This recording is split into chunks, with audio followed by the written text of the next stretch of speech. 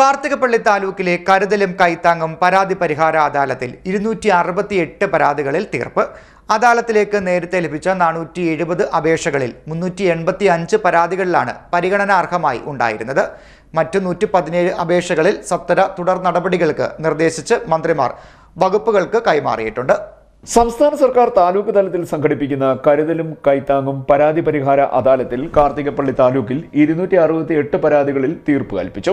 ചൊവ്വാഴ്ച രാവിലെ 10-ന് രാമപുരം ചേപ്പാട് താമരശ്ശേരി കൺവെൻഷൻ സെന്ററിൽ ആരംഭിച്ച അദാലത്തിൽ കൃഷിമന്ത്രി പി പ്രസാദ്, ഫിഷറീസ് സാംസ്കാരിക വകുപ്പ് മന്ത്രി സജി ചെറിയാൻ എന്നിവർ പരാതികൾ കേട്ട് പരിഹാരം നിർദ്ദേശിച്ചു.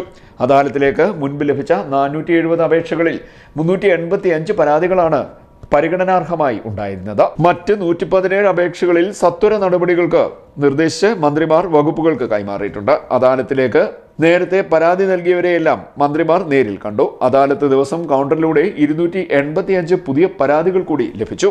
പുതിയ പരാതികൾ സ്വീകരിക്കാൻ കൗണ്ടറുകൾ അദാലത്തിൽ ഒരുക്കിയിരുന്നു. അദാലത്ത് ദിവസം ലഭിച്ച അപേക്ഷകൾ ഓൺലൈനായി രജിസ്റ്റർ ചെയ്യുകയും 15 ദിവസത്തിനകം തീർപ്പ് കൽപ്പിക്കാൻ ബന്ധപ്പെട്ടവർക്ക് മന്ത്രിമാർ നിർദ്ദേശം നൽകുകയും ചെയ്തു.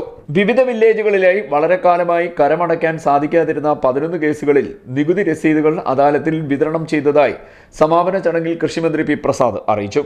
അപകടകരമായ മരങ്ങൾ മുറിച്ചു മാറ്റുന്നതിന് 12 കേസുകളിൽ തദ്ദേശ സ്വയംഭരണ വകുപ്പിന് നിർദ്ദേശം നൽകിയിട്ടുണ്ട്. നിരവധി വ്യക്തിഗത ആനുകൂല്യങ്ങളും അദാലത്തിലൂടെ അനുവദിച്ച് തീർപ്പ് കൽപ്പിച്ചു.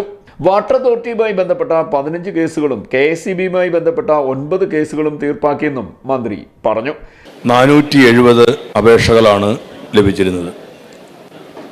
അപേക്ഷകളിൽ പരിഗണനാർഹമായത് ഞാൻ രാവിലെ പറഞ്ഞതുപോലെ ചിലതെല്ലാം നമുക്ക് പരിഗണിക്കാൻ പറ്റാത്ത കാര്യങ്ങളായിരിക്കും. പരിഗണനാർഹമായത് 385 അപേക്ഷകളായിരുന്നു. ആ 385 അപേക്ഷകളിൽ 268 അപേക്ഷകളിൽ ഈ അദാലത്തിൽ വെച്ച് അന്തിമമായ ഉത്തരവ് പുറപ്പെടുവിച്ചിട്ടുണ്ട് എന്നുള്ള വിവരം സന്തോഷപൂർവ്വം അറിയിക്കുന്നു. 268 കുടുംബങ്ങളുടെ ദീർഘകാലമായ ആവശ്യങ്ങളോ ആവലാതികളോ ഒക്കെയാണ് ഇന്നത്തെ അദാലത്തിലൂടെ നമുക്ക് പരിഹരിക്കാൻ കഴിഞ്ഞത്.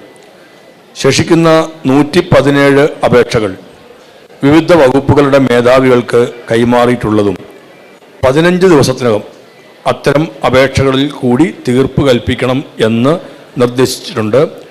ആ 117 എണ്ണത്തിൽ 15 ദിവസത്തിനകം തീർപ്പ് കൽപ്പിക്കുമെന്നാണ് ഞങ്ങൾ കരുതുന്നത്. ഇന്ന് 285 അപേക്ഷകൾ കൂടി രജിസ്റ്റർ ചെയ്തു. കഴിഞ്ഞ മാസം അപേക്ഷിക്കാനുള്ള തീയതിയിൽ അപേക്ഷിക്കാൻ കഴിയാതെ പോയവർ ഇന്ന് ഇവിടെ നേരിട്ടെത്തി അപേക്ഷ നൽകിയതാണ് 285 അപേക്ഷകൾ. ആ അപേക്ഷകൾ ഇന്ന് തന്നെ വിവിധ വകുപ്പുകൾക്കായി ബന്ധപ്പെട്ട വകുപ്പുകൾക്ക് കൈമാറും. അതിനനുസരിച്ച് 15 ദിവസത്തിനകം നടപടികൾ സ്വീകരിച്ച് അന്തിമമായ ഉത്തരവ് നൽകണം എന്നും അറിയിച്ചിട്ടുണ്ട്.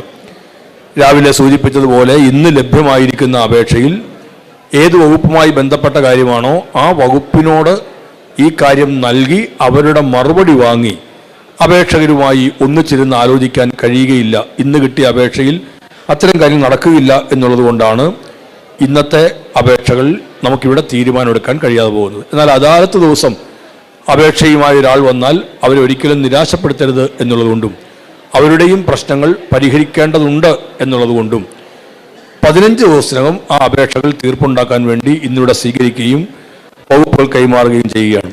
MLA-മാരായ യു പ്രതിഭ, തോമസ് കെ തോമസ്, ജില്ലാ കളക്ടർ അലക്സ് വർഗീസ് എന്നിവർ അദാലത്തിൽ പങ്കെടുത്തു. രാവിലെ 10 മണിക്ക് ആരംഭിച്ച അദാലത്ത് വൈകിട്ട് 3 മണിയോടെയാണ് അവസാനിച്ചത്. CDNet news, Kayamkulam.